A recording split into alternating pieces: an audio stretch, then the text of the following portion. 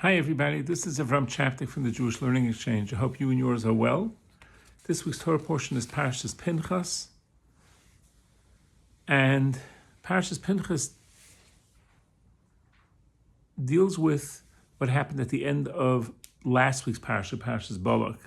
And in it, the wicked Bilam tried to curse the Jewish people. That didn't work out, and he came up with a different plan to try to defeat the Jewish people by lowering their spiritual level, by having Midianite women entice the Jewish men to idol worship and immorality. And the prince of the tribe of Shimon brazenly went to sin with the princess of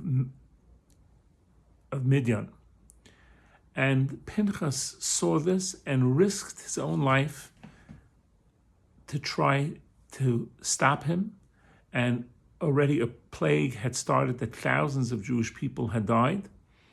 And Pinchas killed the Jewish prince and the Midianite princess, and the plague stopped. And Parshat Pinchas begins with saying that God wants to reward Pinchas for his valiant act and putting himself in danger to defend the honor of God and to stop the plague. And it seems like there's two aspects to Pinchas's action. One was motivated by the desecration of God's name. He wanted to save the blatant public act of sinning. He wanted to stop, and he wanted to stop the plague to save the Jewish people. And the opening verses indicate that Pinchas had both sides, had accomplished both goals of defending the honor of God and at the same time saving the Jewish people. Now today, for us to defend the honor of God, our motivation has to be very pure, and it's not so easy. But to help other people, that we can definitely do. And there's some amazing stories of seemingly simple people who did amazing things and do amazing things to help people. I'd like to share one such story with you. There was a man named Mr. Maurice Lowinger, who came to his son and he said, if you're ever in a situation which is terrible and it seems like there's no way out, I'm going to teach you one word and use that word. The name of the word is kabanya. And here's the story behind it. What had happened was, during World War II in Budapest, there was a kosher soup kitchen that was started by a rabbi, and they were feeding tens of thousands of people every single day. The only problem was they were running out of cooking oil.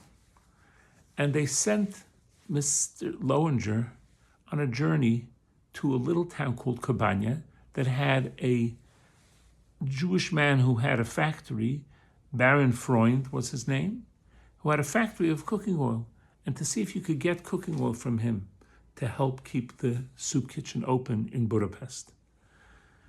Now, Mr. Lowinger was very afraid of this assignment because the Germans could stop him along the way and shoot him. He didn't have documentation, and he didn't sleep the night before he left, but he said, I have to try. And he went in a car, and they hired a driver and also a Hungarian policeman to sit in the passenger side of the car. And Mr. Lowinger sat in the back, and he was and remained a religious Jew, and he was praying in the back the whole time. And they got stopped by German checkpoints many times. And miraculously, the Germans only checked the Hungarian policeman's papers and ignored and missed the Jew sitting in the back. Had they found him, they would have taken him out and shot him right away.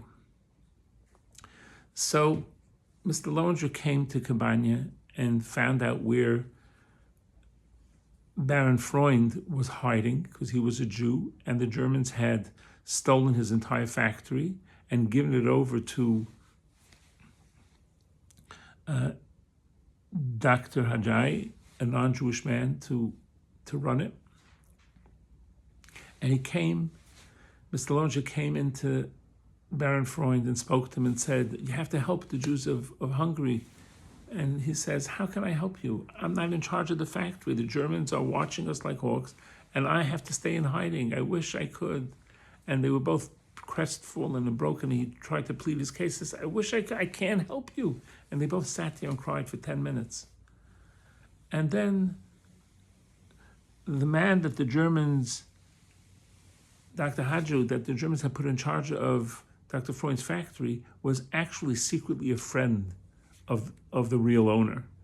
And he came in and he said, what's going on? And they told him the story. And he says, you know what? We can do it. The Germans had us put away some wagons for them, and we can send it to Budapest. And they said, how are you going to send it? The Germans are going to notice. He says, then I'm going to party with the general of the Gestapo that's here. And when he's drunk, he won't know what he's signing. I'll get him to sign the papers to allow it to happen. And sure enough, that's exactly what happened. Mr. Lowinger went back the same way in the car, again, stopped by the checkpoints. Miraculously, again, he was never questioned and never bothered. And 5 days later, the wagons came, 3 wagonfuls of cooking oil came to the soup kitchen in Budapest, saving thousands of people's lives throughout the course of the war. So this is an amazing story of self-sacrifice, and that's why Mr. Lowinger told his son, if you ever need anything, just that you're stuck and nothing can help, and you want God's help, say Kobanya, the merit of my actions hopefully will help you in your time of distress. There's a lot of wonderful things people are doing. I hope to send an article out this week about a man who decided to send beef jerky to Israeli soldiers in Israel. They should have extra nourishment, kosher beef jerky that doesn't need refrigeration. And he's done an unbelievable thing. I hope to send an article about that this week. Be that as it may, we can stand up for God's honor by helping others and pushing ourselves to be the best that we can be and thinking of others and what their needs are.